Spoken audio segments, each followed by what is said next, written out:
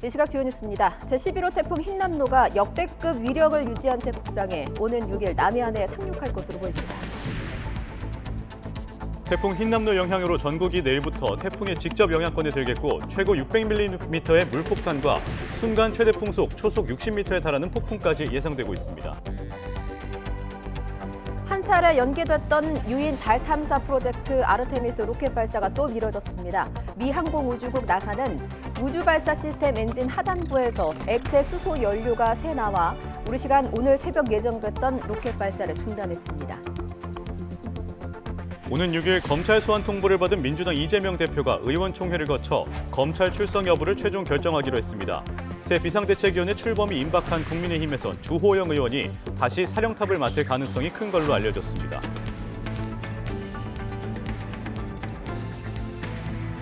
코로나19 재유행 감소세가 이어지는 가운데 어젯밤 9시까지 전국에서 6만 명대 후반의 신규 환자가 발생했습니다.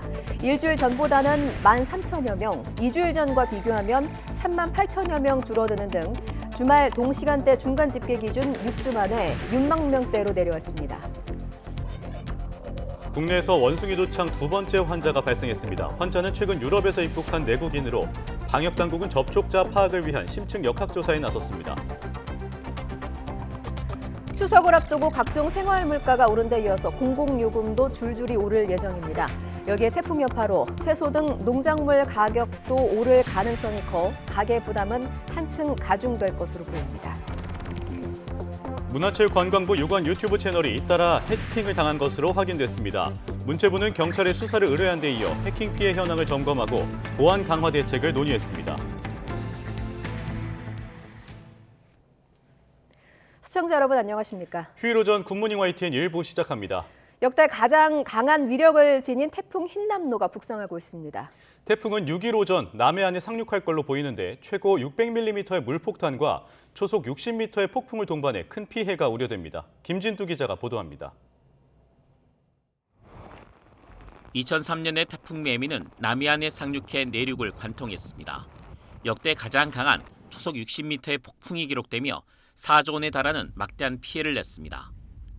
2016년의 태풍 차바는 부산을 스치듯 통과했는데 울산 태화강이 범람하며 큰 피해를 줬습니다. 제11호 태풍 흰남노의 예상 진로는 매미와 차바의 중간 지점에 6일 오전 상륙하는 것입니다. 하지만 두 태풍보다 중심 기압이 훨씬 낮아 세력이 더 강합니다. 더 큰 피해가 우려될 수밖에는 없는 상황입니다. 기상청이 예보한 비와 바람의 강도도 역대급입니다. 제주도에 최고 600mm 이상, 남해안에는 400mm가 넘는 물폭탄이 예고됐습니다. 그 밖에 내륙에도 5일과 6일 100에서 300mm의 폭우가 쏟아지겠습니다. 바람도 강해 제주도와 남해안에는 초속 50에서 60m, 동해안에는 초속 30에서 40m의 돌풍이 몰아치겠습니다. 제11호 태풍 흰남노는 5일부터 6일경 전국 대부분 지역에 영향을 줄 것으로 예상이 되지만 그 이전부터 전국에 많은 비가 내릴 것으로 예상되는 만큼 철저히 사전 대비해 주시길 부탁드리겠습니다. 특히 해안가에는 해일 피해도 우려됩니다. 기상청은 태풍이 남해에 진입해 동해로 빠져나가는 동안 만조가 겹치는 지역에서는 폭풍 해일이 발생할 가능성이 크다고 밝히고 저지대에서는 미리 대피해달라고 당부했습니다. YTN 김유두입니다. 영시를 기해 제주도 남쪽 먼바다에 풍랑경보가 발효됐습니다. 풍랑경보는 해상 풍속이 초속 21m 이상으로 3시간 넘게 계속되거나 유입하고가 5m를 넘을 때 내려집니다. 나머지 제주 일대 바다에는 경보보다 낮은 단계인 풍랑주의보가, 제주도 산지엔 호우주의보가 내려져 있습니다. 태풍 흰남노 북상에 윤석열 대통령은 최고 단계로 대응 태세를 갖추라고 지시하고 오늘은 직접 상황 점검 회의도 주재합니다. 정부는 태풍 호우 위기 경보를 관심에서 주의로 한 단계 올렸습니다. 박소정 기자입니다. 북상하고 있는 11호 태풍 흰남노의 위력이 과거 태풍 매미급 이상일 것이란 예보에 윤석열 대통령은 최고 단계로 태풍 대응 태세를 갖추라고 지시했습니다. 특히 취약계층의 재난안전에 신경을 기울이고 내각 모두 혼연일체가 돼 총력 대응할 것을 당부했습니다. 윤 대통령의 선제 조치 지시에 따라 행정안전부는 오전 10시부터 중앙재난안전대책본부를 가동했습니다. 태풍 호우 위기 경보 수준은 관심에서 주의로 한 단계 올렸습니다. 우리나라 재난 위기 경보는 관심, 주의, 경계, 심각까지 4단계로 이루어져 있습니다. 저녁 7시에는 한덕수 국무총리가 태풍 대비 상황 점검 회의를 열었습니다. 역대 가장 강력할 것으로 예상되는 태풍인 만큼 피해 최소화에 총력을 다해달라고 거듭 주문했습니다. 해안가 저지대 침수, 항만, 크레인 전도, 양식장 파손 등의 피해가 예상되는 만큼 이에 대해서도 철저히 대비해 주시기 바랍니다. 이와 함께 침수 피해 예상지에 사는 취약계층과 어르신들에게 충분히 안내가 이루어지도록 해달라고 강조했습니다. 각 교육청에는 학교 재량 수업과 원격 수업을 적극적으로 검토할 것도 요청했습니다. 태풍 흰남노 상륙 예상 하루 전인 오늘 오후 2시에는 윤 대통령이 직접 용산 대통령실 위기관리센터에서 태풍 상황 점검 회의를 주재합니다. 관계부처 장관과 각 지자체, 기상청, 산림청 등을 화상으로 연결해 대비 상황을 확인하고 철저한 대비를 주문할 것으로 보입니다. YTN 박소정입니다. 검찰이 더불어민주당 이재명 대표에게 허위사실 공표 혐의로 조사를 받으러 나오라고 통보했죠. 검찰에 출석하든 출석하지 않든 정치적인 공세는 거셀 수밖에 없습니다. 이재명 대표는 이 문제를 의원총회에서 논의해 결정하기로 했습니다. 정현우 기자의 보도입니다. 대장동과 백현동 개발 사업 관련 발언이 허위라고 문제 삼은 검찰을 향해 민주당 이재명 대표는 전형적인 트집 잡기라며 여유 있는 모습으로 반박했습니다. 그럼에도 6일로 예정된 검찰 소환에 응할 것이냐는 질문에 즉답을 피했습니다. 경찰, 검찰을 총동원해가지고 이재명을 잡아보겠다고 하셨는데 결국 말꼬투리 하나 잡은 것 같습니다. 대표님, 검찰이 소환 일자를 6일로 못 박았는데 제1야당 대표의 서초동 출석 여부가 전국 뇌관으로 잠재한 모양새인데 이 대표는 새로 당직에 임명한 의원들과 상견례에서 조언을 구한 것으로 전해졌습니다. 이 자리에서도 서면 조사로 충분한 일을 공개 소환 통보한 건 명백한 정치 보복이라며 불출석 기류가 우세했던 것으로 전해집니다.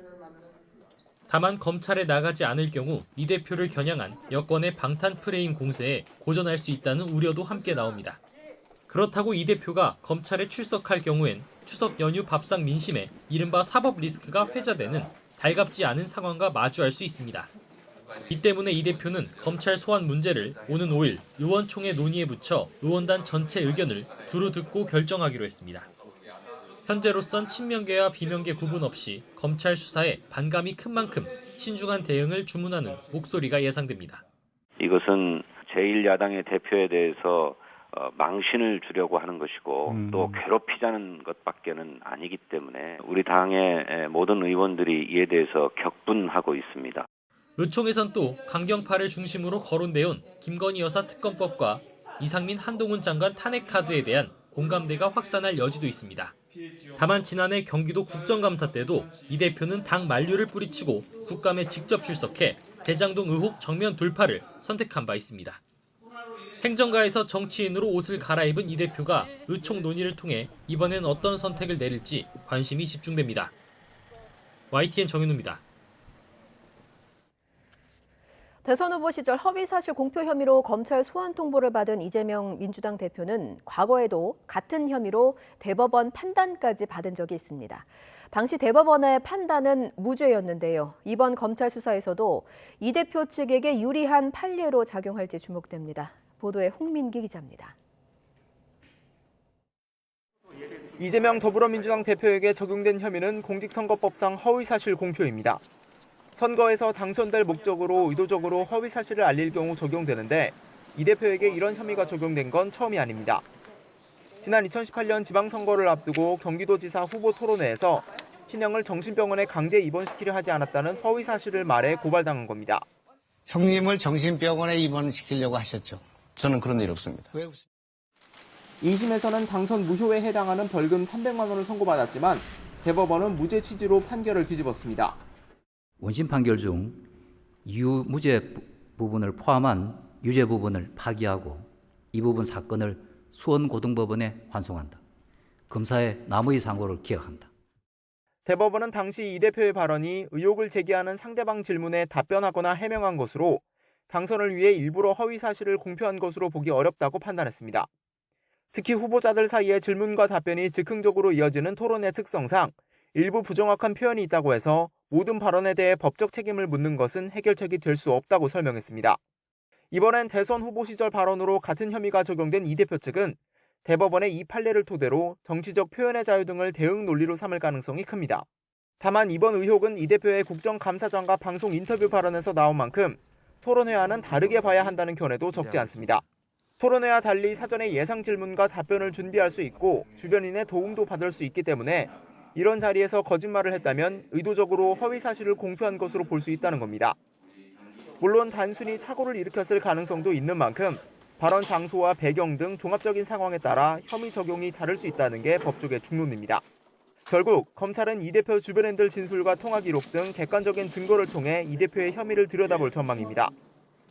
숨진 성남도시개발공사 실무자를 몰랐다는 발언과 관련해선 이미 두 사람의 해외 출장 사진과 당시 실무자가 이 대표를 언급한 영상통화 내용 등이 공개되기도 했습니다. 이 대표 측은 서면 조사로도 충분하다며 불출석 의사를 내비치고 있는데 공소시효 완성이 얼마 남지 않은 만큼 만약 불출석할 경우 검찰은 기존 수사 내용을 바탕으로 최종 결정을 내릴 것으로 보입니다. YTN 홍민기입니다.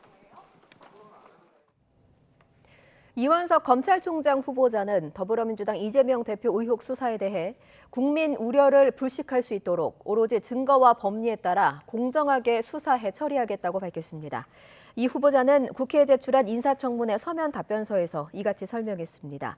또 조국 전 장관과 이재명 대표 부부 사건의 압수수색이 과도하다는 지적에는 법관이 적법하게 발부한 영장과 적법 절차에 따라 압수수색 등의 수사를 진행한 것으로 안다고 답했습니다.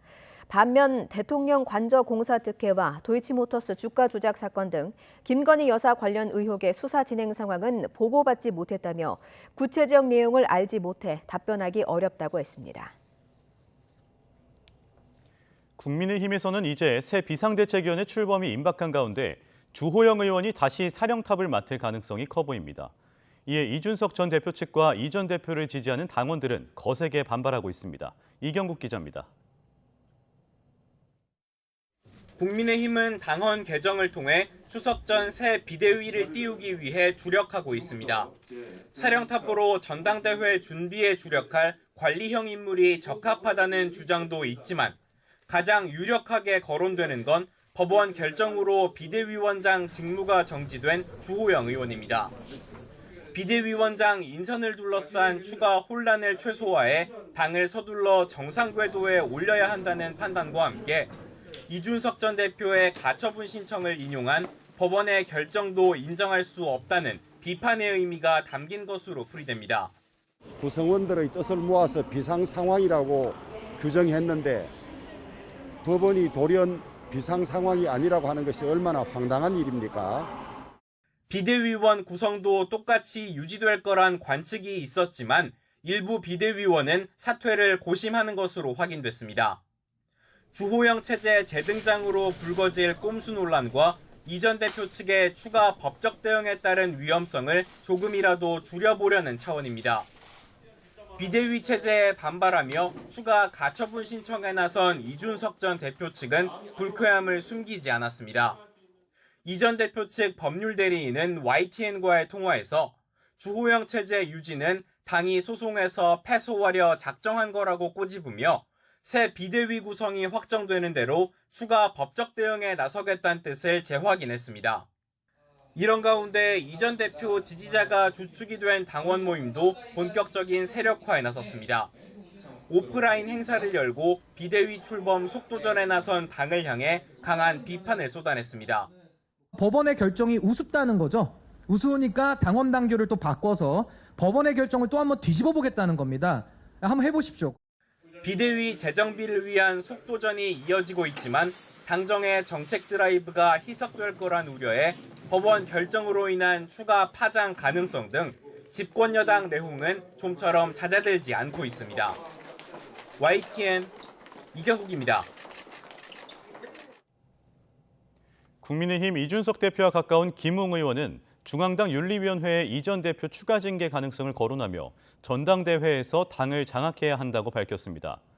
서울 강남구 북카페에서 열린 국민의힘 바로 세우기 토크 콘서트에 참석한 김 의원은 부끄럽지 않은 국민의힘을 만들기 위해 도와달라며 이같이 말했습니다.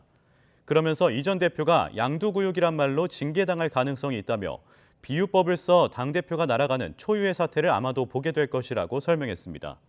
또 그게 아니면 신군부 표현을 썼다고 징계할 수 있다면서 이 전 대표에게 독재자라고 얘기하는 건 괜찮고 신군부라고 하는 건 징계가 되는 놀라운 세상을 보게 될 거라고 꼬집기도 했습니다.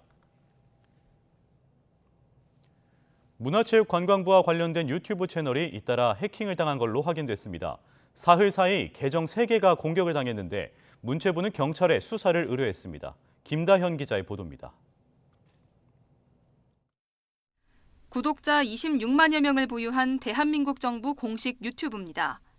각종 정부 정책 홍보 영상 등이 올라오는데 이른 새벽 돌연 일론 머스크가 등장하는 가상화폐 라이브 영상이 방송됐습니다. 우리 정부 로고 옆에 뜬 채널 이름은 스페이스X 인베스트. 해킹을 당한 겁니다. 구글에서 바뀐 채널의 이름을 검색해 들어가 봤습니다. 이렇게 대한민국 정부 채널로 바로 연결됩니다. 이 계정을 관리하는 문화체육관광부는 새벽 3시 20분쯤 채널 이름이 변경됐다며 오전 7시 20분쯤 복구를 완료했다고 밝혔습니다. 이어 이 밖에 피해는 없었지만 정확한 해킹 유입 경위에 대해 유튜브 측에 확인을 요청했고 경찰에 수사를 의뢰했다고 덧붙였습니다. 앞서 한국관광공사 채널도 2차례에 걸쳐 해킹 공격을 받아 현재 계정을 사용할 수 없는 상태입니다.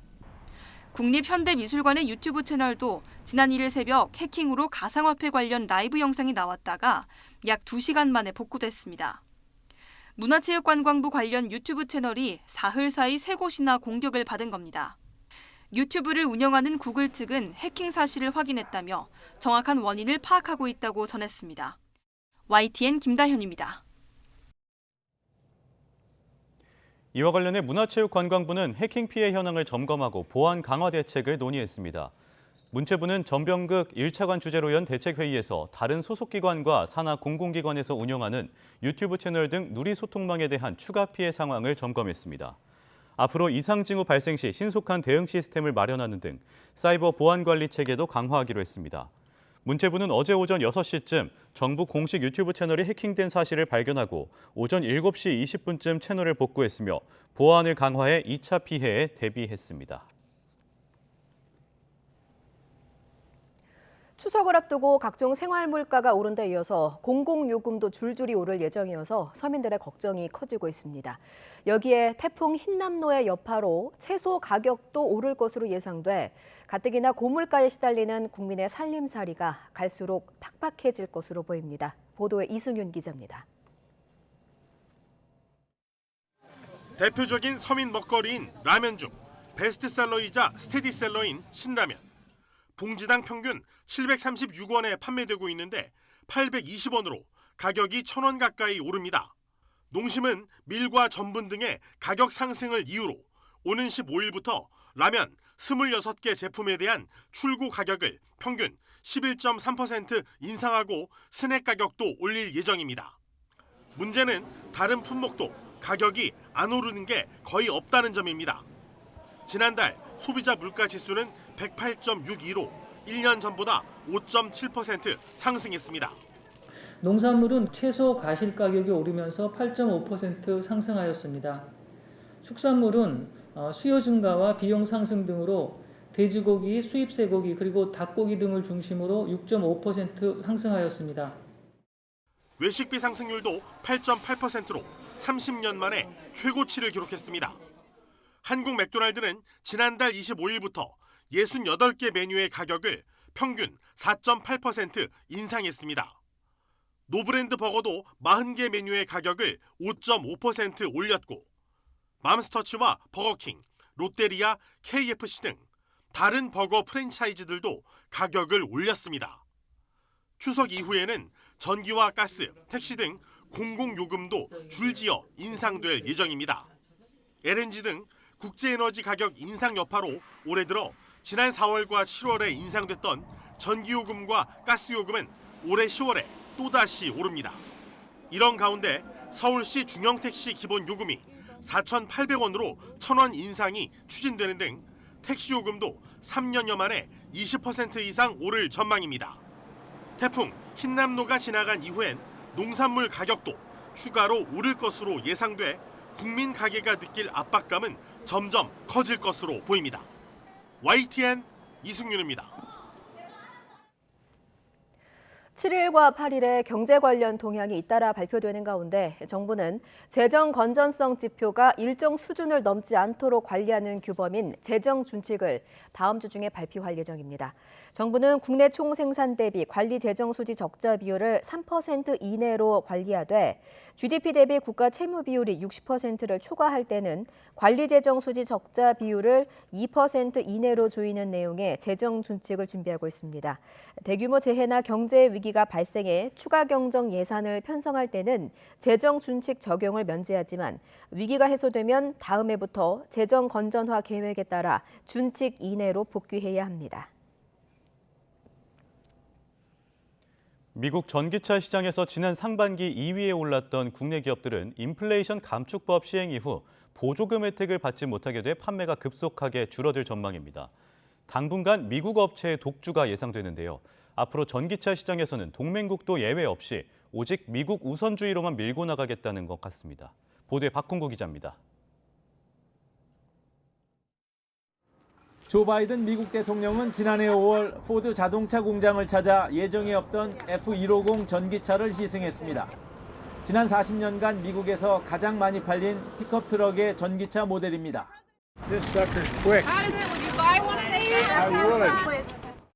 미국산 전기차에 대한 대통령의 지대한 관심.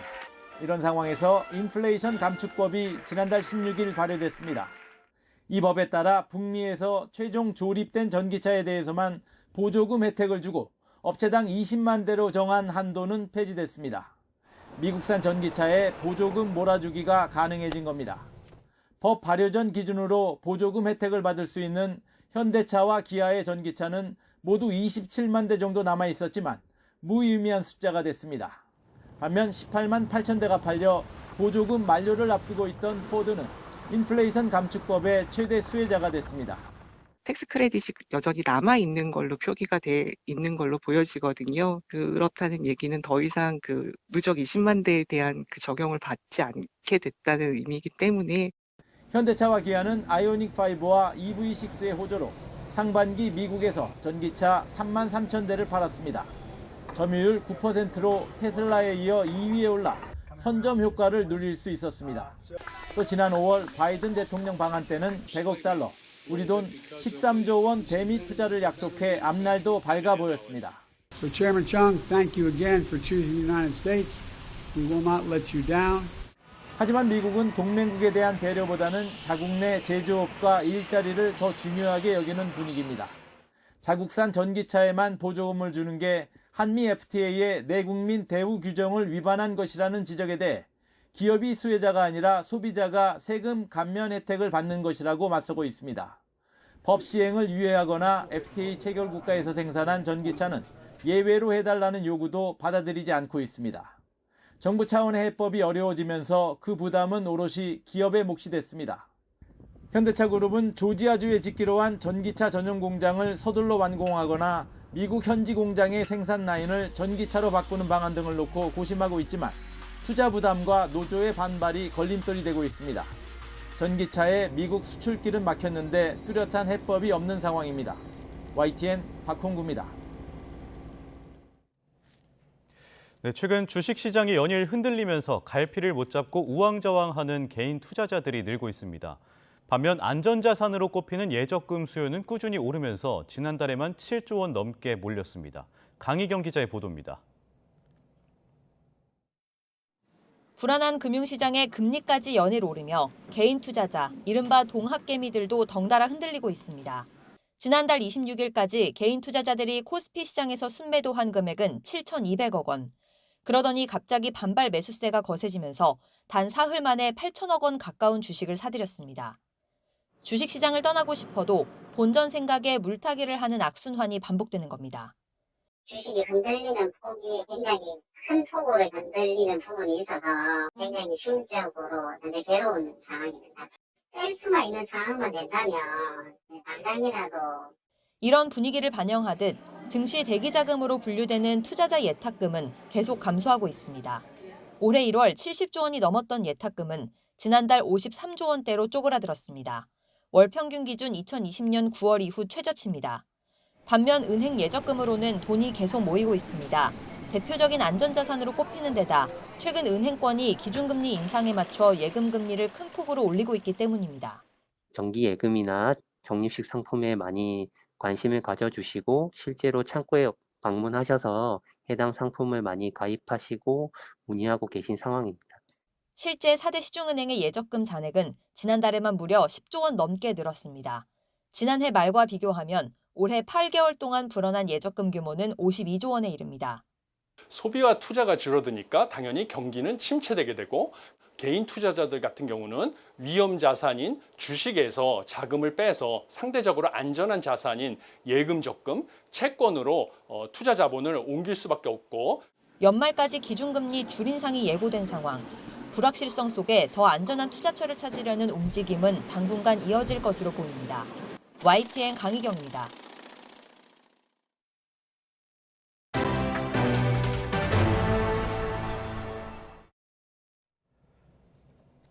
(50여 년) 만에 다시 시작하는 달 탐사 계획 아르테미스의 로켓 발사가 또다시 연기됐습니다. 첫 번째 시도 때와 마찬가지로 연료 누출 문제가 발목을 잡았습니다. 류재복 기자의 보도입니다. 유인 달 탐사 계획 아르테미스 로켓 발사를 7시간가량 앞둔 이른 아침, 연료 주입을 시작하자마자 이상이 발견됐습니다. 추진체인 액체 수소가 샌 것입니다. Got an update on the liquid hydrogen loading. They are in stop flow at the moment. There was a leak detected in the engine cavity. 문제를 해결하지 못한 미 항공우주국은 결국 발사 중단을 공식 발표했습니다. 지난달 29일에 이어 두 번째 실패입니다. 첫 번째 시도 때도 엔진 센서 결함과 함께 연료 누출 때문에 발사하지 못했습니다. 앞으로 2, 3일 안에 로켓을 쏘지 못하면 일정이 상당히 늦어질 가능성이 있습니다.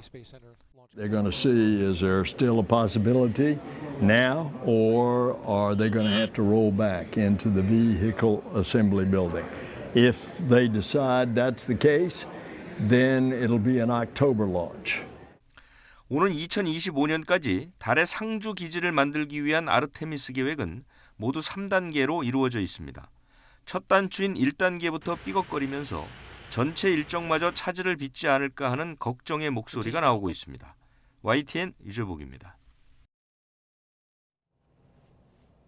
정부가 경북 성주 사드 기지의 지상 출입을 정상화하겠다고 밝히면서 사드 반대 단체들이 크게 반발하고 있습니다. 이들은 모든 수단을 동원해 저지할 것이라며 정부의 방침을 규탄하는 대규모 집회를 열었습니다. 허성준 기자의 보도입니다. 사드 기지로 통하는 길목에 수백 명이 모였습니다. 비가 흩뿌리는 궂은 날씨지만 한자리에 모여 사드 철거와 기지 공사 중단을 외쳤습니다. 사드 빼고 파십자! 원불교 교인들도 대거 참여했습니다. 사드 기지 바로 앞이 원불교 성지인 만큼 주변에 평화를 위협하는 무기를 들일 수 없다는 겁니다. 참가자들은 사드 정상화는 미국과 일본의 요구를 충족시킬 뿐이라며 한반도 평화와 안보에 위협을 가할 것이라고 주장했습니다. 윤석열 정부가 아무리 기지 정상화를 선언한다고 해도 저희들이 한 명이라도 있는 한 이곳에 배치된 사드는 절대 정상적으로 운영될 수 없을 것입니다. 오늘 그것에 대한 결의를 다지는 시간입니다. 성주 사드 기지는 지난 2017년 임시 배치된 이후 지금까지 반대 단체들의 시위로 지상 물자 반입이 자유롭게 이뤄지지 않고 있습니다. 미군 측은 그간 사드 가동에 필요한 유류 등 핵심 물자를 주로 헬기 등으로 반입해왔습니다. 정부는 헬기 수송에 따른 사고 위험과 컨테이너에서 생활하고 있는 미군 장병의 임무 수행 여건 보장 등을 위해 지상 출입 정상화를 추진하고 있습니다. 경찰을 동원해 시위대를 내보내고 장애 시설물을 제거해 시간과 방식에 제한 없이 기지를 출입하겠다는 입장입니다. 하지만 반대 단체들은 단 한 걸음도 물러서지 않겠다는 입장을 고수해 경찰 작전이 시작되면 대규모 충돌이 우려됩니다. YTN 허성준입니다. 미국 국무부는 7일 일본에서 열리는 한미일 3국 북핵 수석대표 회담과 관련해 미국과 동맹국에 대한 북한의 위협을 해소하기 위해 필요한 조치를 하는 가운데서도 대화 의지가 있다는 점을 강조할 것이라고 밝혔습니다. 국무부는 현지 시간 2일 성김 대북 특별대표의 7일부터 9일까지 일본 방문과 관련한 보도자료를 통해 김 특별대표가 이런 입장을 밝힐 것이라고 전했습니다. 그러면서 한미일 3국 북핵 수석대표는 회담에서 한반도에서 완전한 비핵화를 달성하기 위한 지속적인 노력을 포함해 폭넓은 이슈에 대해 논의할 것이라고 말했습니다. 방한 중인 엘리자베스 살몬 유엔 북한 인권 특별보고관이 납북자 가족을 만나 납북자 문제 해결을 위해 노력하겠다고 약속했습니다. 최성용 납북자 가족 모임 회장은 어제 오전 9시 서울 유엔 인권사무소에서 살몬 보고관을 만나 납북자 문제를 설명했다고 밝혔습니다. 최 회장은 이 자리에서 납북자 21명의 이름이 포함된 평양시민 명부와 북한에서 찍은 납북자 단체 사진 등을 전달하고 북한에 해명을 요구해달라고 호소했습니다. 또 납북자 가족 대부분이 고령이라 시간이 얼마 남지 않았다며 납북자 생사 확인을 윤석열 대통령이 북한에 직접 요구할 수 있게 해달라고 살몬 보고관에게 요청했습니다. 코로나19 유행 감소세가 이어지는 가운데 확진자 가운데 사망자가 차지하는 비율인 치명률이 0.11%까지 내려왔습니다. 코로나19 유행 이후 사상 최저치인데요. 최근엔 계절 독감의 치명률과도 비슷해졌습니다. 김평정 기자입니다. 코로나19 신규 환자가 8만 명 아래로 내려왔습니다. 한 주 전 같은 요일과 비교하면 15,000여 명 줄며 유행 감소세를 이어갔습니다. 위중증 환자는 11일째 500명대를 유지했고 사망자는 74명 발생했습니다. 총 확진자 대비 사망자를 의미하는 누적 치명률은 0.11%로 집계됐습니다. 지난달 5일 0.13%에서 0.12%로 하락한 지 한 달 만에 코로나19 국내 유행 이후 사상 최저치로 떨어진 겁니다. 누적이 아닌 월별 치명률을 계산하면 올해 들어 계속 하락하더니 지난 7월에는 0.03%까지 내려갔습니다. 0.03%는 계절 독감의 치명률과 비슷한 수준입니다. 낮은 치명률이 안정적으로 유지되면 정부와 전문가들의 계획대로 계절 독감처럼 고위험군 관리에 집중하는 방역 정책이 자리 잡을 수 있습니다. 독감보다 치명률이 낮아지면 정말 고마운 거고 좀 높더라도 조금 더 센 계절 독감 혹은 통연성으로 1년 내내 오는 그런 감염병으로 받아들일 수밖에 없습니다. 이와 함께 입국 전 코로나19 검사 의무가 폐지돼 해외에서 입국하는 모든 내외국인은 코로나19 음성 확인서를 제출하지 않아도 됩니다. 다만 입국 후 검사는 계속 유지돼 입국 1일 이내 PCR 검사는 반드시 받아야 하고 이때 전문가용 신속 항원 검사는 인정되지 않습니다. YTN 김평정입니다. 어제 0시 기준 전국의 코로나19 중환자 병상 가동률은 전날보다 1.1%포인트 내린 36.7%를 기록했습니다. 수도권 중환자 병상 가동률이 35.6%, 비수도권은 39.1%입니다. 재택치료 환자는 전날보다 4천여 명 감소한 49만 7,484명입니다. 어젯밤 9시까지 전국에서 6만 명대 후반의 신규 환자가 발생했습니다. 서울시 등 각 지방자치단체 자료를 보면 어제 0시부터 밤 9시까지 전국에서 확진 판정을 받은 사람은 6만 8천여 명으로 집계됐습니다. 그제 같은 시간에 7만 5천여 명보다 6,600명이 줄었습니다.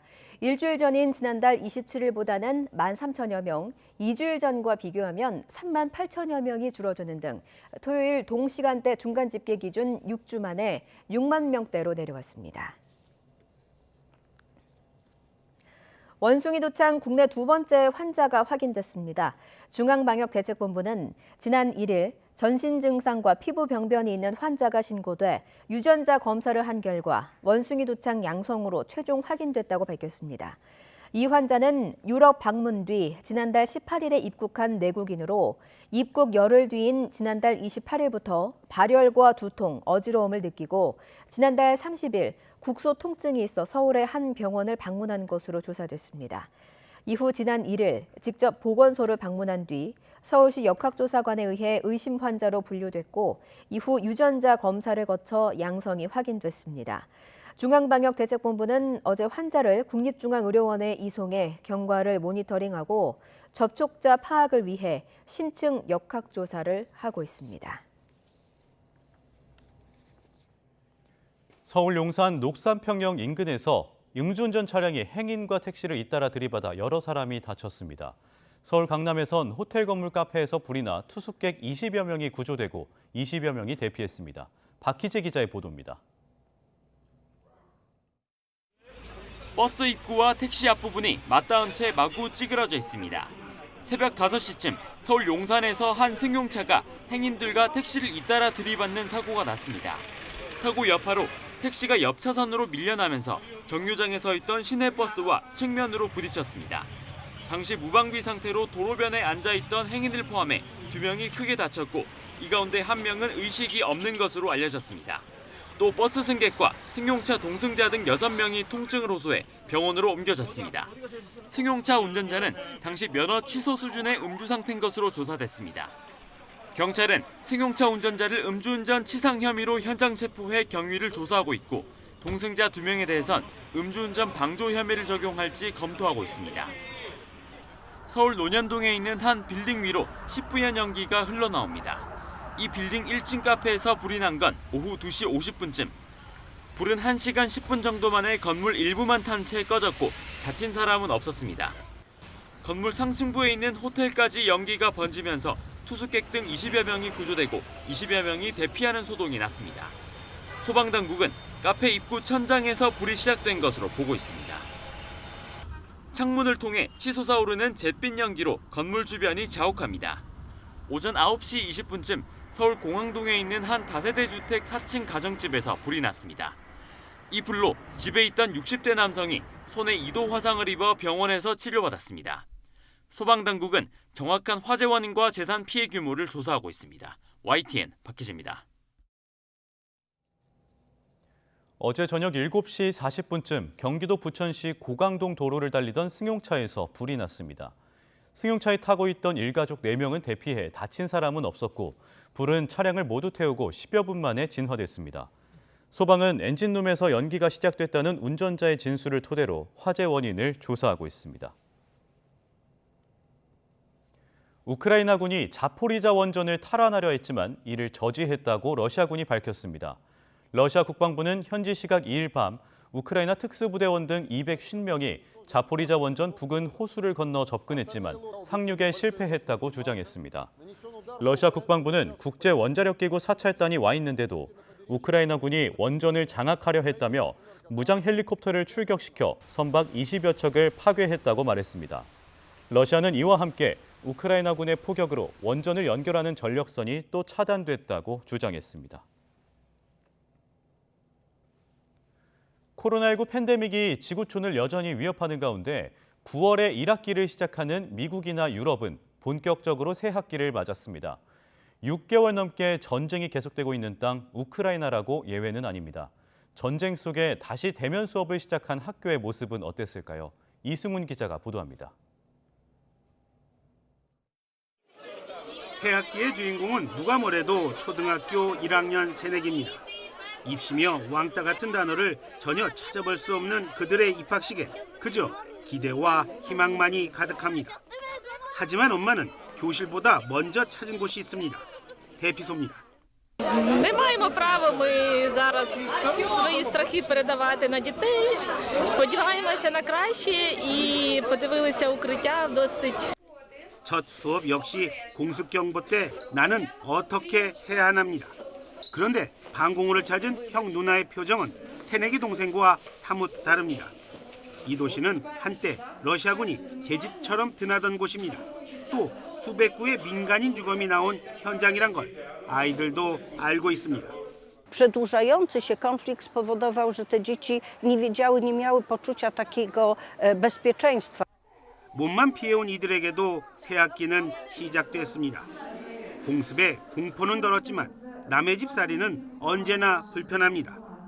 열정적인 선생님에 비해 아이들의 표정은 사뭇 다르지만 그래도 학교는 꼭 필요한 곳입니다. Острах, але все-таки дитині потрібно навчатися. Життя продовжується.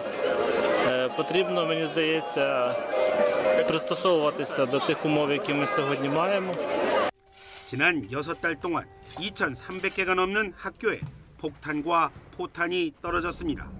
그 과정에서 350명이 넘는 어린이가 숨졌습니다. 또 그 2배에 가까운 어린이가 평생을 안고 살아야 할 상처를 입었습니다. YTN 이승훈입니다. 사퇴를 선언한 보리스 존슨 영국 총리의 뒤를 이을 인물로 리즈 트러스 영국 외무장관이 유력한 것으로 나타났습니다. 내일 결과가 발표되는데요. 트러스 장관이 차기 총리에 오를 경우 마거릿 대처와 테리사 메이에 이어서 역대 3번째 여성 총리가 됩니다. 임수근 기자입니다. 지는 것을 끔찍히 싫어하는 옥스퍼드 대학 출신의 40대 여성 정치인 리즈 트러스 영국 외무장관. 그가 보리스 존슨 현 총리의 후임을 결정하는 당대표 선거에서 승기를 잡은 것으로 나타났습니다. 지난달 23일 여론조사 결과 지지율에서 경쟁자인 리시 수낙 전 재무장관을 배 이상 앞섰습니다.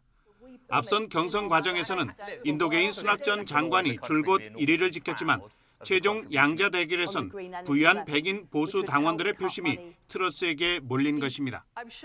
리즈 트러스 후보는 국민보험료와 법인세 인상 반대, 환경 부담금 중단 등 세금 경감 정책을 제시했습니다. 대신 GDP 3%까지 국방비를 증액하고 주택 30만 호 건설 등 상반된 공약을 내걸기도 했습니다. Even if we reverse the increase, we are still able to start paying down the national debt in 3 years' time. 외교적으로는 러시아와 더불어 중국을 위협 국가로 분류하면서 경제적 실익 대신 대중국 강경 대응을 예고했습니다. After the appalling abuses in Xinjiang, after the terrible actions on Hong Kong, and the most recent outrage, which is China working with Russia and essentially backing them in the appalling war in Ukraine, we have to take a tougher stance.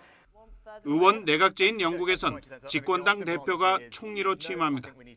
보수당 대표 선출에 투표할 것으로 예상되는 보수당원은 모두 16만 명. 영국 인구 6,800만 명의 0.3%가 국정 책임자인 총리를 좌지우지한다는 한계도 지적되고 있습니다. YTN 임수근입니다. 살아있는 여자 테니스의 전설 세리나 윌리엄스가 US 오픈 3회전에서 탈락하면서 사실상 선수 생활을 마무리하게 됐습니다. 4살 때 라켓을 잡아 41살이 될 때까지 수많은 기록과 감동의 순간들을 만들어냈습니다. 김상익 기자가 보도합니다. 세리나 윌리엄스의 라스트 댄스는 관중과 호흡하는 3시간짜리 축제로 치러졌습니다.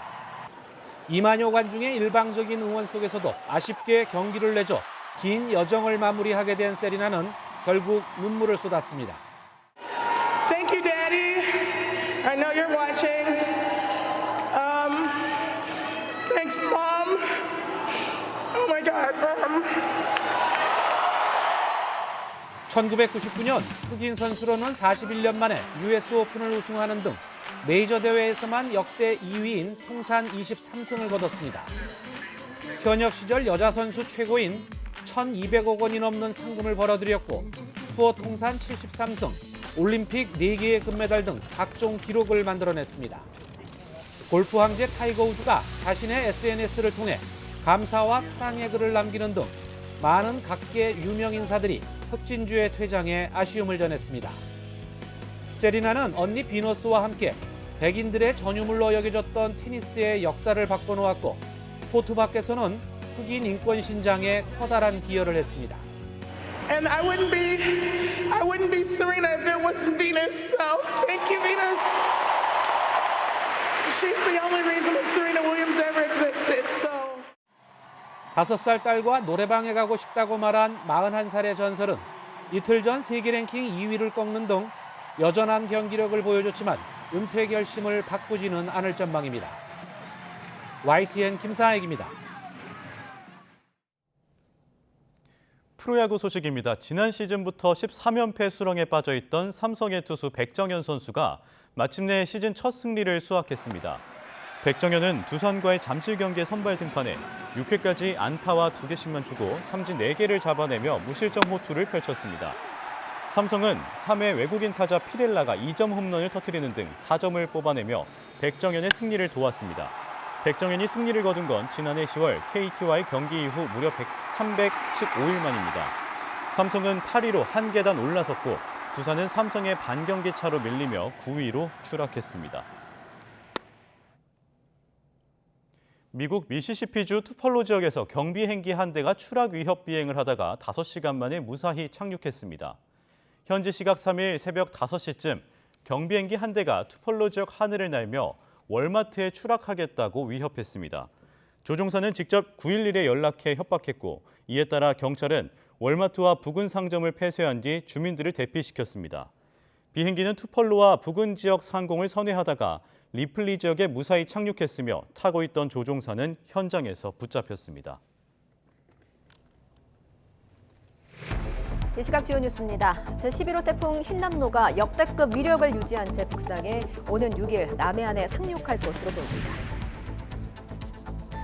태풍 흰남노 영향으로 전국이 내일부터 태풍의 직접 영향권에 들겠고 최고 600mm의 물폭탄과 초속 60m에 달하는 폭풍까지 예상되고 있습니다. 한 차례 연기됐던 유인 달 탐사 프로젝트 아르테미스 로켓 발사가 또 미뤄졌습니다. 미 항공우주국 나사는 우주 발사 시스템 엔진 하단부에서 액체 수소 연료가 새나와 우리 시간으로 오늘 새벽 예정됐던 로켓 발사를 중단했습니다. 오는 6일 검찰 소환 통보를 받은 민주당 이재명 대표가 의원총회를 거쳐 검찰 축설 여부를 최종 결정하기로 했습니다. 새 비상대책위원회 출범이 임박한 국민의힘에선 주호영 의원이 다시 사령탑을 맡을 가능성이 큰 걸로 알려졌습니다. 코로나19 재유행 감소세가 이어지는 가운데 어젯밤 9시까지 전국에서 6만 명대 후반의 신규 환자가 발생했습니다. 일주일 전보다는 13,000여 명, 2주일 전과 비교하면 3만 8천여 명 줄어드는 등 주말 동시간대 중간 집계 기준 6주 만에 6만 명대로 내려왔습니다. 국내에서 원숭이 두창 두 번째 환자가 발생했습니다. 환자는 최근 유럽에서 입국한 내국인으로 방역당국은 접촉자 파악을 위한 심층 역학조사에 나섰습니다. 추석을 앞두고 각종 생활 물가가 오른 데 이어서 공공요금도 줄줄이 오를 예정입니다. 여기에 태풍 여파로 채소 등 농작물 가격도 오를 가능성이 커서 가계 부담은 한층 가중될 것으로 보입니다. 문화체육관광부 유관 유튜브 채널이 잇따라 해킹을 당한 걸로 확인됐습니다. 문체부는 경찰에 수사를 의뢰한 데 이어 해킹 피해 현황을 점검하고 보안 강화 대책을 논의했습니다. 타이완 부근에서 정체했던 11호 태풍 흰남노가 북상해 모레인 6일쯤 남해안에 상륙할 것으로 보입니다. 기상청은 태풍이 6일 새벽에 제주도를 스치듯 지나 오전 9시쯤 경남 통영 부근에 상륙할 것으로 보인다고 밝혔습니다. 태풍이 북상하면서 전국적으로 100에서 300mm의 폭우가 내리겠고 특히 제주도에는 600mm 이상, 남해안에도 400mm가 넘는 물폭탄이 쏟아질 것으로 보입니다. 특히 오늘도 제주도와 남해안에 월요일인 내일은 수도권과 영서, 충남 북부에 집중호우가 쏟아지겠고 6일에는 전국적으로 시간당 최고 100mm가 넘는 폭우가 내릴 것으로 보입니다. 폭우와 함께 태풍 중심에서 가까운 제주도와 남해안에는 초속 60m의 관측 사상 가장 강한 바람이 불 것으로 보입니다. 또 동해안과 울릉도, 독도에는 초속 30에서 40m의 돌풍이 불겠고 서울을 비롯한 수도권에도 초속 15m 안팎의 강풍이 예상됩니다. 윤석열 대통령은 오늘 직접 태풍 상황 점검 회의를 주재합니다. 윤 대통령은 오늘 오후 2시 용산 대통령실 위기관리센터에서 회의를 열고 관계부처 장관과 각 지자체, 기상청, 산림청 등을 화상으로 연결해 태풍 관련 상황을 확인하고 철저한 대비를 당부할 예정입니다. 앞서 윤 대통령은 어제 서면 브리핑을 통해 태풍 흰남노 북상과 관련해 최고 단계로 대응태세를 갖추라고 지시했습니다. 이런 선제 조치 지시에 따라 행정안전부는 어제 오전 10시부터 중앙재난안전대책본부를 가동했고 태풍 호우 위기경보 수준을 관심에서 주의로 한 단계 올렸습니다. 지금 경남 남해안 지역은 비바람도 비바람이지만 흰남노가 몰고 올 수 있는 폭풍 해일도 초미의 관심사입니다. 2003년 태풍 매미로 인한 해일 피해의 악몽이 재현되지 않을까 우려됩니다. 이승은 기자의 보도입니다. 태풍이 몰고 온 10m 높이의 파도가 해안가 아파트를 덮칩니다. 해안가 방수벽도 소용이 없습니다. 2016년 태풍 차바 때 발생한 폭풍 해일입니다. 최고 초속 60m 강풍으로 가장 바람이 센 태풍으로 기록된 2003년의 매미. 최고 4m 39cm에 이른 해일도 피해를 키웠습니다. 마산에서는 바다에서 1km나 떨어진 지하 노래방에 있던 사람들이 숨지기도 했습니다. 태풍은 큰 저기압으로 중심기압이 낮을수록 세력이 더 강합니다.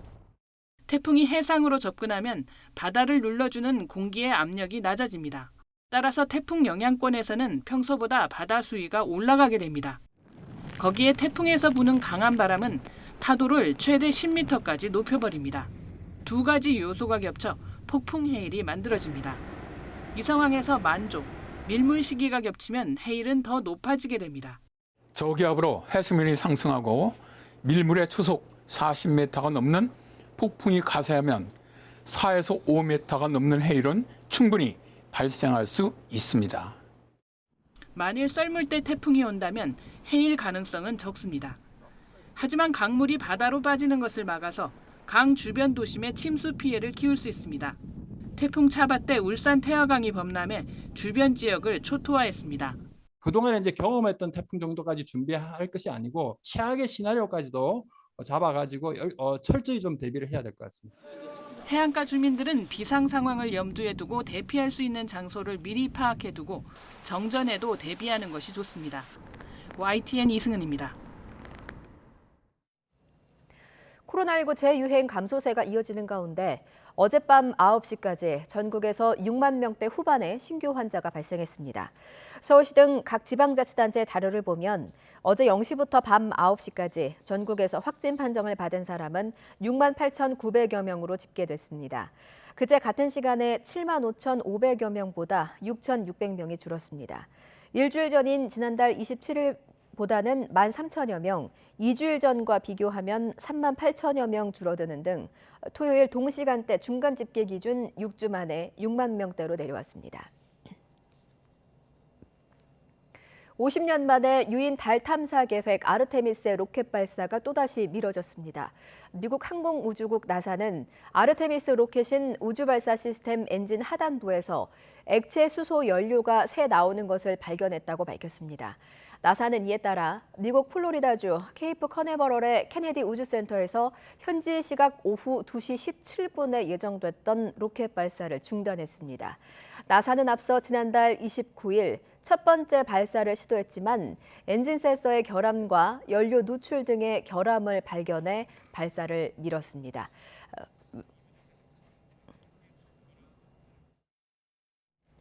국민의힘이 추석 연휴 전 새 비상대책위원회 출범을 목표로 당헌 개정 등 필요한 절차에 속도를 내고 있습니다. 하지만 이준석 전 대표 측의 추가 가처분 신청과 당내 반발 등 새 비대위가 들어서고 안착하기까지는 넘어야 할 산이 적지 않습니다. 김경수 기자의 보도입니다.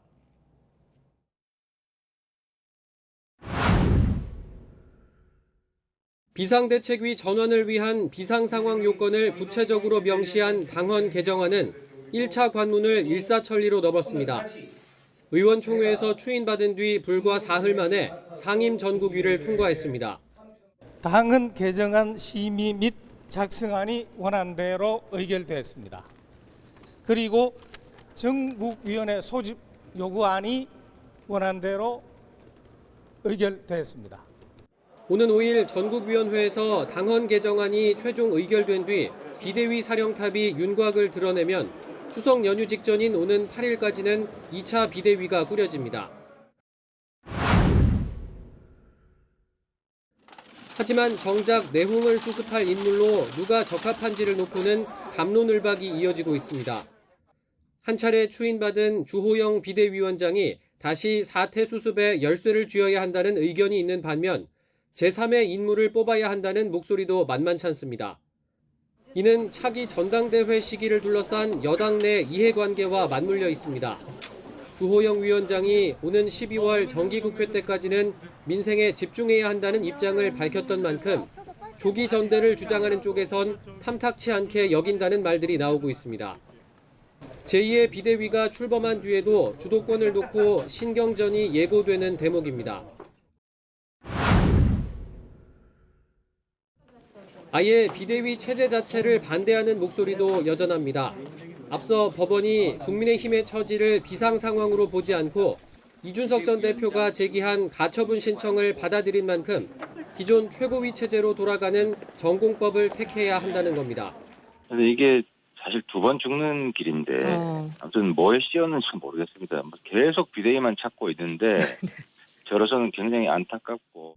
이준석 전 대표가 새 비대위 추진 움직임에 맞서 추가로 법적 대응에 나선 터라 재판부의 판단에 따라 여당 지도체제가 또 한 번 출렁일 수 있습니다.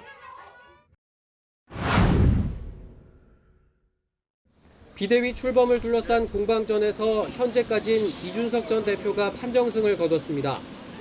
그런데 이 전 대표에 대한 국민의힘 윤리위의 추가 징계가 변수로 떠올랐습니다. 당원들에게 모멸감을 주는 언행에 대해 강력히 규탄, 경고하며 추가 징계에 대한 윤리위원회의 조속한 처리를 촉구합니다.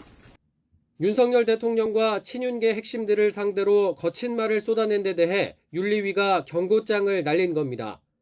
실제 징계가 다시 이뤄질 경우 기존 당원권 정지 6개월보다 무거운 탈당 권유나 제명이 결정될 수 있습니다.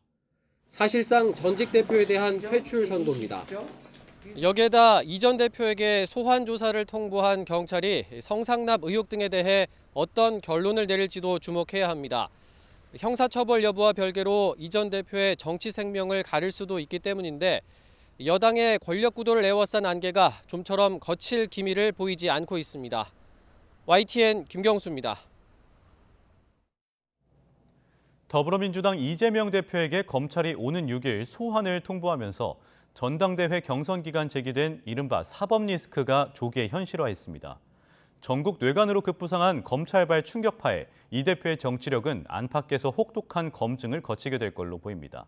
권민석 기자의 보도입니다. 검찰 출석 요구를 전쟁에 비유한 최측근 보고에도 별 반응을 보이지 않은 이재명 대표. 이튿날 광주를 방문한 자리에선 작심 비판을 쏟아냈습니다. 당 심장인 광주에서 강경 대응을 천명하며 지지층 뿌리부터 결집을 노리는 전략적 발언으로 해석됩니다. 경찰, 검찰을 총동원해가지고 이재명을 잡아보겠다고 하셨는데 결국 말꼬투리 하나 잡은 것 같습니다. 먼지털이 하듯이 털다가 또 안 되니까 또 엉뚱한 거 가지고 꼬투리 잡고 그런 거 적절하지 않다. 전당대회 닷새 전 김혜경 여사 소환, 정기국회 개회 첫날 이재명 대표 소환 통보. 이를 두고 당내에선 계파 구분 없이 검찰 수사를 정치 보복으로 규정하며 일사불란한 반발이 이어지고 있습니다. 김건희 여사의 논문 관련해서 표절 여부에 대한 결과가 발표될 것으로 예고된 날 역시 6일입니다. 하필이면 왜 같은 날인지 모르겠습니다. 다만 이 대표 개인의 사법 리스크가 당 명운을 좌우하며 민생 이슈를 지울 수 있다는 일각의 우려도 함께 나옵니다.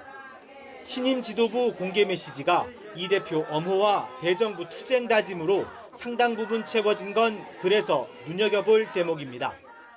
이재명 당대표 개인에 대한 문제가 아니라 민주당 전체의 문제이고 또 진보 민주 개혁 진영에 대한 도발이다 이렇게 생각합니다. 당장은 검찰 수사에 맞서 함께 싸워야 한다는 단일 대오 경향성이 강하지만 정부 여당의 실정을 놓고 치열하게 다퉈야 할 정기국회에서 이 대표 사법 리스크 방어에만 당력이 쏠릴 경우 잠잠했던 계파 갈등을 자극할 여지도 있습니다. 또 당 내홍에 쏠린 민심의 눈총을 민주당으로 돌려 전국 주도권을 쥐려는 국민의힘 공세도 계속될 예정이어서 이재명 대표는 좁혀오는 검찰 수사와 잠재된 당내 불만, 여당발 견제까지 삼중파고를 넘어야 하는 사법 리스크 복합 시험대에 올랐습니다. YTN 권민석입니다. 윤석열 대통령의 복심으로 꼽혔던 이른바 윤핵관들의 이선 후퇴가 가시화하면서 여권 내 권력 구도가 요동치고 있습니다.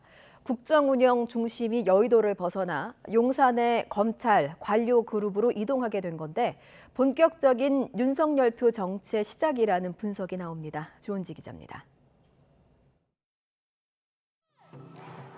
정치 신인을 1년여 만에 대통령으로 이끈 윤석열 정부의 개국 공신 그 첫 손은 단연 장제원 의원입니다. 오만하지 않고 겸손하게 성공한 정부 윤석열 대통령이 이끌겠습니다. 손 잡아주십시오. 장제원 의원이 사상의 아들인 게 맞습니다. 믿고 찍어주시면 이 분들과 전부 함께 하는 것입니다. 윤석열 대통령의 의중을 가장 정확히 꿰뚫는다는 평가 속에 당선인 비서실장으로 새 정부 내각과 대통령실 인선을 주도했습니다. 윤 대통령의 정치선언 순간 함께했던 권성동 원내대표는 스스로 대선 1등 공신이라 표현했을 정도로 윤핵관 맏형으로 꼽혔습니다. 두 사람은 당과 대통령 사이 가교 역할을 톡톡히 했지만 수차례 불협화음을 노출하기도 했습니다.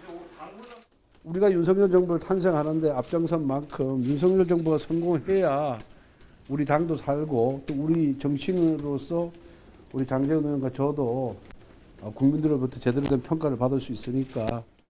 집권 여당의 내홍과 거듭된 인사 실패에 결정적으로 내부 총질 문자까지 노출된 직후 20%대 지지율로 휴가에 돌입한 윤 대통령은 그 시점 헤어질 결심을 굳힌 것으로 보입니다. 나토 정상회의 때 불거진 민간인 사적 수행 보도의 유출 경위를 찾는 과정에서 여의도로 각종 정보를 흘린 윤핵관 라인들이 발각됐고 최근에 대규모 감찰까지 번진 것으로 전해졌습니다. 특히 정무라인과 시민사회 수석실은 인적 쇄신 폭탄을 맞았고 윤 대통령은 공개 경고장을 날렸습니다. 가장 헌신적이고 가장 유능한 그런 집단이 돼야 국가에 대한 헌신적인 자세 그리고 업무 역량 이런 것들이 늘 최고도로 유지돼야 된다고 생각합니다. 자의반 타의반 장제원 의원은 백의종군을 선언했고 권성동 원내대표도 새 비대위가 꾸려지면 거취를 표명하겠다고 밝혔습니다. 이제 여권 권력의 무게추는 검찰, 관료그룹으로 확 기우는 분위기입니다. 김대기 비서실장이 힘을 쥐게 된 대통령실은 관료와 검찰 조직이 더 무게감을 갖고 내각에선 이상민, 한동훈 장관의 역할이 커질 거라는 전망이 나옵니다.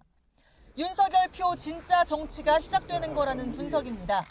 다만 정치 경험이 거의 없고 국민의힘과 연결고리도 약한 신흥 검찰 관료 그룹이 국정을 얼마나 균형 있게 이끌지에 대해선 회의적인 시선도 만만치 않습니다.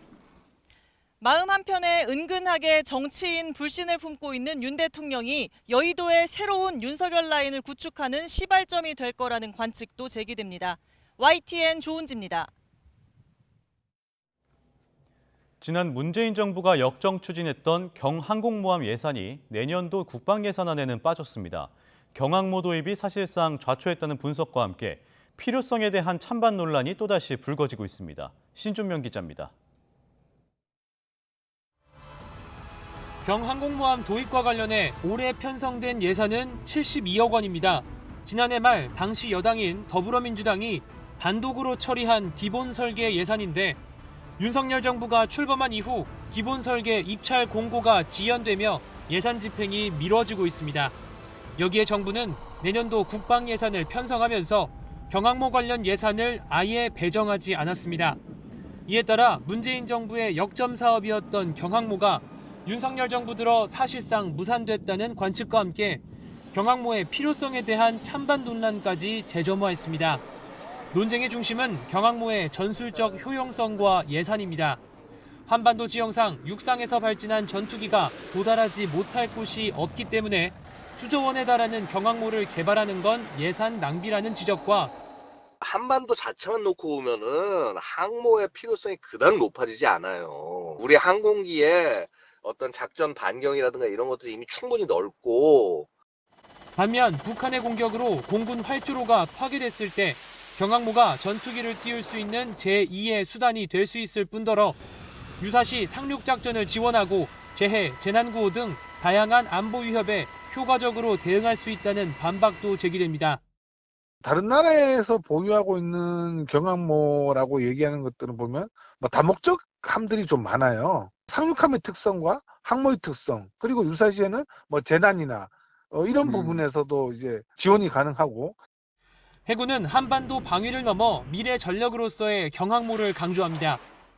남중국해와 동중국해 등 핵심 해상 무용로에 대한 중국의 위협이 커지는 상황에서 경항모가 억지력을 발휘하는 수단이 될 수 있다는 겁니다. 이런 찬반 논란 속에 경항모 예산이 완전히 배제된 정부의 내년도 국방 예산안이 국회 심의를 거치며 또 어떤 진통을 겪게 될지 주목됩니다. YTN 신준명입니다. 북한이 오는 7일 우리의 정기국회에 해당하는 최고인민회의를 개최합니다. 경제와 민생 문제를 해결할 대책이 주로 논의될 거란 예상이 나오는 가운데 이틀 뒤엔 정권 수립일도 예정돼 있어서 북한이 도발을 재개할 기회로 삼을지 주목됩니다. 홍주혜 기자입니다. 봄 가뭄과 여름철 집중호우에 이어 이번엔 태풍입니다. 주의경보를 내리고 비상대응 체제에 들어간 북한은 자연재해가 닥쳐도 농작물 생산에 차질이 빚어져선 안 된다며 주민들을 다그치고 있습니다. 가뜩이나 안 좋은 식량 사정이 더 나빠지는 걸 어떻게든 막아야 하기 때문입니다. 올해는 돌방지대나 중산간지대 할 것 없이 어디서나 알곡을 정보당 한 톤씩 더 생산하기 위한 결사전을 벌여야 하며 맡은 알곡 생산 목표를 기어이 점령해야 합니다. 이런 가운데 오는 7일엔 최고인민회의가 소집됩니다. 최고인민회의는 우리로 치면 국회에 해당하는 기관으로 헌법과 법령을 제정하거나 수정 보충하는 역할을 맡습니다. 올해 들어 두 번째 열리는데 앞서 북한은 이번 회의에서 사회주의 농촌발전법과 원림 녹화법 채택 등을 토의할 거라고 예고했습니다. 경제와 민생 문제, 특히 지난 6월 전원회의에서 급선무로 제시한 농업과 경공업 분야 대책이 집중 논의될 거란 전망입니다. 또 국가경제발전 5개년 계획의 두 번째 해인 올해가 몇 달 남지 않은 만큼 목표 달성을 위한 조치가 취해질 가능성도 큽니다. 이미 제시한 경제발전 계획을 차질 없이 수행하는 데 필요한 법적 뒷받침, 또 인사 측면에서의 뒷받침, 이런 것들이 이제 중점적으로 논의되고 결정될 가능성이 가장 높다고 할 수가 있죠. 김정은 국무위원장이 참석해 메시지를 내놓을지도 관심입니다. 대의원은 아니지만 과거 회의장에 직접 나와 시정연설을 한 적도 있기 때문입니다. 또 한미 연합연습이 끝난 데다 최고인민회의 이틀 뒤인 9일은 정권 수립일이라서 북한이 도발의 계기로 삼을 수 있다는 관측도 제기됩니다. YTN 홍주혜입니다.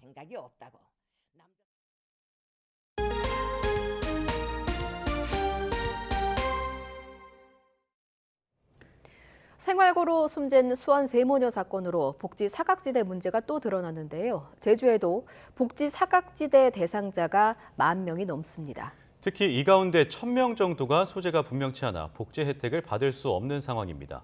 KCTV 제주방송 최형석 기자의 보도입니다. 제주도가 오는 10월 15일까지 복지 사각지대 발굴 시스템 운영 현황 전반에 대한 대대적인 점검에 나섰습니다. 도움의 손길이 미치지 않아 비극으로 생을 마감한 수원 세모녀와 같이 복지 사각지대에 놓인 고위험군을 확인하기 위해서입니다. 이번 점검은 특히 복지 사각지대 발굴 시스템 명단과 실제 거주 여부를 확인하는 데 초점이 맞춰집니다. 현재 제주 지역 복지 사각지대 대상자는 1,174명. 올 들어 지난 6월까지 전기료나 수도요금, 건강보험료 체납 등 34개 기준에 따라 발굴한 결과입니다. 하지만 이 가운데 소재가 불명한 사람은 1,094명이나 됩니다. 전체 복지 사각지대 대상자 10명 가운데 1명꼴입니다. 이들 대부분은 주민등록상의 거주지와 실제 거주지가 달라 복지행정 공무원이 수소문해도 연락이 닿지 않고 있습니다. 다만 이 가운데 20% 정도는 의료시설 등에서 지내는 것으로 확인됐습니다.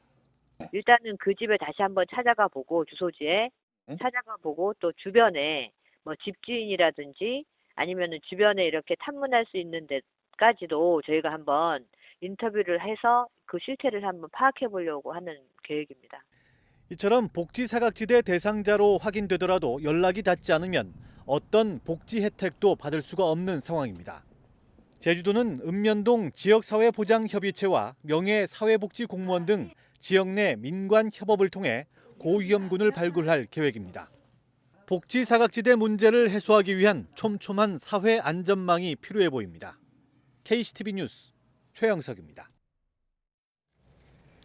수십 년 된 강원도 양양군의 수건 사업인 설악산 5세 케이블카 사업이 정부의 환경규제 완화 방침 속에서 다시 속도를 내고 있습니다.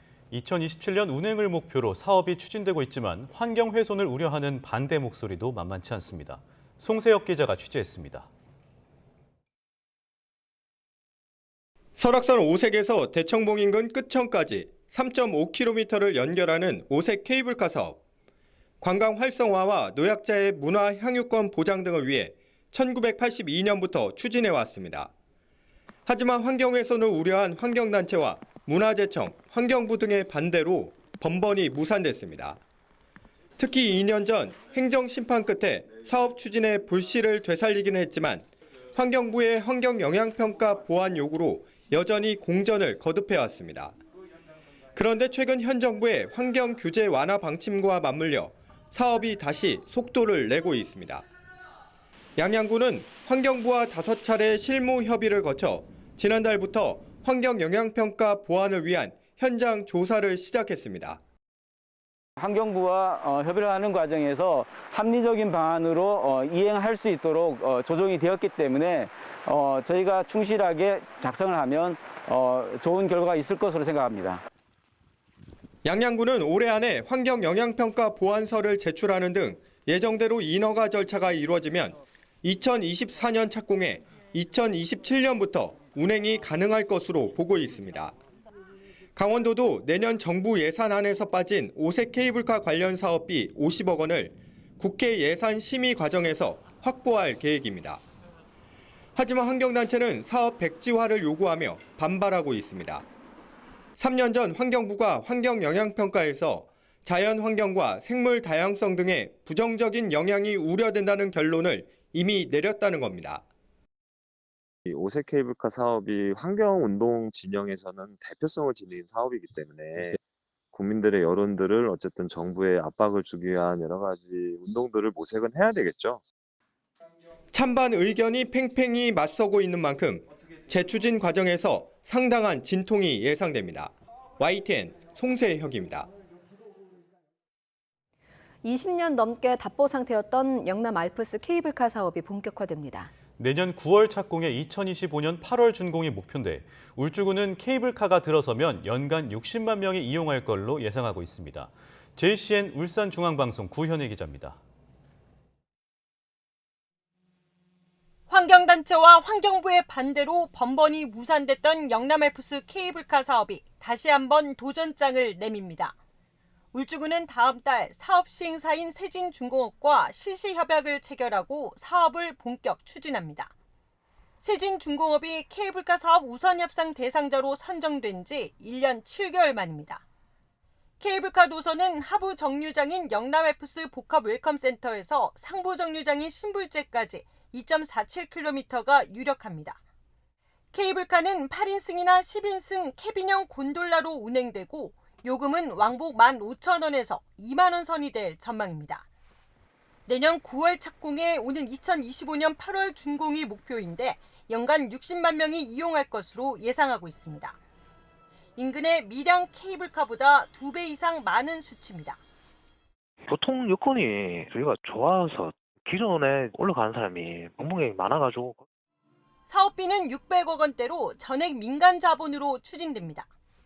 관건은 환경단체의 반발과 단 한 번도 넘지 못한 환경영향평가입니다. 지난 6월부터 진행 중인 환경영향평가 용역은 내년 6월 완료되는데 이후 환경청과 본안 협의를 하게 됩니다. 도전과 좌절을 반복해온 영남알프스 케이블카 사업이 이번엔 본궤도에 오를 수 있을지 주목됩니다. JCN 뉴스 구현입니다. 최근 몇 년 사이에 유튜브에서 경제 콘텐츠가 큰 인기를 끌고 있습니다. OTT에서도 드라마에서도 경제 유튜버 강의를 하거나 중소기업과 스타트업 문화를 소개하는 등 경제를 소재로 한 콘텐츠가 늘고 있습니다. 홍상희 기자입니다.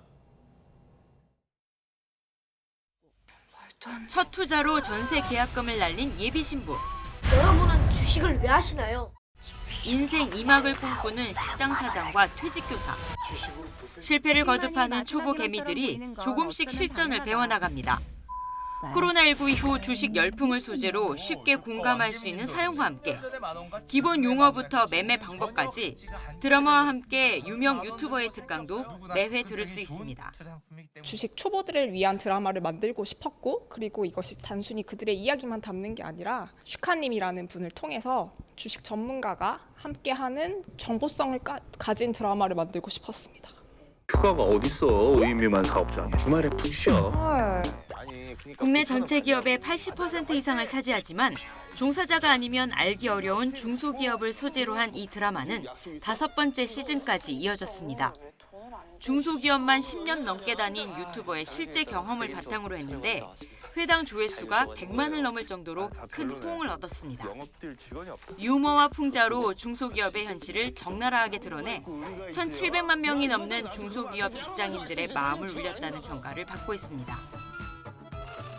신하균 배우, 유병재 작가가 호흡을 맞춘 OTT 시트콤 유니콘은 K-스타트업의 독특한 문화를 소재로 했습니다. 사업의 방향성을 바꾸는 피보팅이라는 단어랄지, 아니면 빠른 조직을 추구하는 애자일 문화랄지, 일부 스타트업 종사자들은 너무 기시감이 많이 들어서 PTSD가 온다, 약간 이런 재미있는 코멘트들도 많이 있는 걸 봐서. 또 유료 회원에게 OTT 콘텐츠를 무료로 제공하고 있는 이점을 살려 시트콤 속 스타트업이 만든 굿즈를 실제로 판매하는 마케팅 전략으로 눈길을 끌었습니다. YTN 홍상입니다.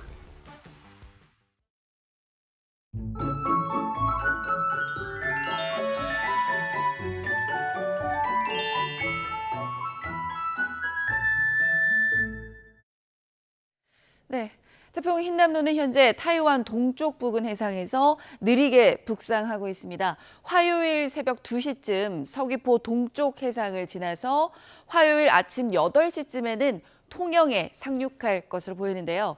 이에 따라 현재 남해 전해상과 서해 남부 해상에 풍랑특보가, 남해안과 제주도에는 강풍주의보가 내려져 있습니다.